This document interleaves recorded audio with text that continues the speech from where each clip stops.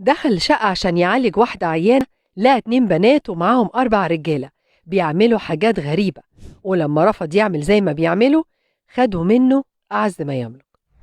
كريم شاب في الثلاثينات من عمره، بيشتغل مدرب صحة نفسية أو زي ما بنقول كده لايف كوتش. وكريم كان شغله كله أغلبه على الإنترنت، عشان كان بيقابل الحالات من خلال صفحته على الفيسبوك.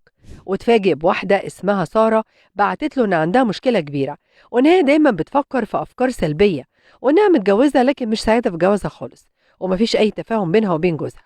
بدأ كريم يتكلم معاها إنها محتاجة تدريب صحة نفسية عشان تبعد عن الأفكار السلبية، وده من خلال جلسات على النت. في أول جلسة طلبت سارة من كريم إنهم يفتحوا الكاميرا عشان يشوفها برضه ويبقى عارفها، ويبقى التدريب بتاعهم كأنهم اتقابلوا.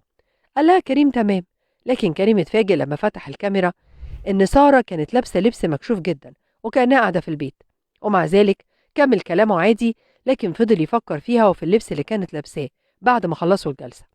بعد كده طلبت منه إنه يقابلها عشان الجلسة، واتقابلوا في مكان عام، لكن اكتشف إنها كانت لابسة لبس مختلف خالص عن اللي شافها بيه. وقعدوا اتكلموا مع بعض، وقال لها على الحاجات اللي المفروض تعملها عشان تقرب من جوزها، وإزاي تحاول تنجح جوازها. لكن هي قالت له إنها مش مرتاحة إنها تقابله في مكان زي ده، ومش عارفة تاخد راحتها. وسألته هل هو عنده عيادة؟ قال لها لأ. قالت له خلاص، هي تعرف شقة ممكن يتقابلوا فيها، وعشان تقدر تتكلم معاه في شوية تفاصيل مش هينفع تتكلم فيها قدام الناس. طبعا كريم كان بيفكر في الشكل اللي شافه على الكاميرا واللبس، فوافق على طول. وصفت له الشقة وقالت له إنها بتاعت صاحبتها وهتكون في الشغل، وراح قابلها فيها وقعد معاها.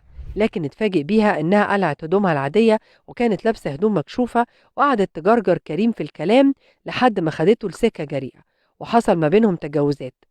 كريم ندم قوي على اللي حصل، وقال إن ده مش هيحصل تاني لأنها ست متجوزة، وهو كده خرج عن طبيعة شغله، وقال لها إن جلساتهم هتكون على النت بعد كده. بس سارة اختفت لمدة شهر واتقطعت أخبارها. بعد فترة رجعت كلمته وقالت له إن بنت خالتها كمان عندها شوية مشاكل، وإن هي حابة إنها تقابله. قال لها مفيش مشكلة، لكن سارة قالت له إنهم هيتقابلوا في نفس الشقة، ووعدته إن مش هيحصل أي حاجة، بالعكس هي تعتبر جايبة له شغل. فراح كريم عشان يقابلهم هما الاتنين، وتفاجئ إن هما قالعين هدومهم ولابسين لبس مكشوف. كريم حاول يقاوم لبسهم ويتكلم معاهم، لكن كانوا دايما بيجرجروه لسكة واحدة. بدأت تحصل تصرفات مش طبيعية، ولما حاول يمشي قالوا له إنهم بيفكوا عن نفسهم شوية. فكريم استأذن منهم ودخل الحمام، وأول ما خرج شاف البنتين معاهم 4 رجالة ما يعرفش إزاي دخلوا الشقة، وقالوا له إنهم أهل البنات وهيفضحوه. حاول كريم يهديهم لكن كانوا منفعلين، وصوروه مع البنات وأخدوا منه كل حاجة كانت معاه، وربطوا إيديه ورجليه. أخدوا منه مفاتيح العربية وفلوسه، ونزلوا وسابوه في الشقة. بصعوبة جدا كريم عرف يفك نفسه، وراح بلغ البوليس وقال إن في 4 تهجموا عليه وأخدوا منه العربية. 4 رجالة و2 ستات سرقوا موبايلاته والفيزا والساعة ومبلغ مالي كبير. ولما سألوا البوليس الكلام ده حصل في الشارع ولا فين، سكت كريم شوية وقال لهم إن حد طلبه إن هو يروح يعالجه ويقابله في شقة.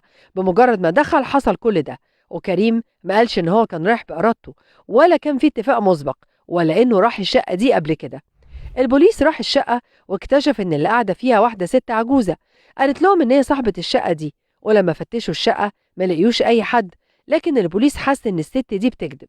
البوليس طلب تفريغ الكاميرات اللي في السوبر ماركت اللي قدام العمارة، ومن خلال تفريغ الكاميرات شاف 4 داخلين العمارة رجالة، وكان قبلها شاف 2 ستات داخلين قبل ما كريم يدخل. البوليس فرغ الفيديوهات اللي في الكاميرات ووراها لكريم اللي اتعرف عليهم، وقال إن هم دول. اكتشف البوليس من التحريات إن دي عصابة بتنصب وبتسرق وبتختفي بعد كده. ولمدة شهرين فضل البوليس يدور عليهم، وأخيرا قدر يتعرف على واحد منهم كان مسجل خطر في كمين، وبعد ما اتقبض عليه قدر يجيب باقي العصابة. واكتشف إن البنتين دول مش قرايب الرجالة ولا حاجة، وبيشتغلوا يجروا الشباب للأعمال دي من خلال تصرفاتهم الجريئة.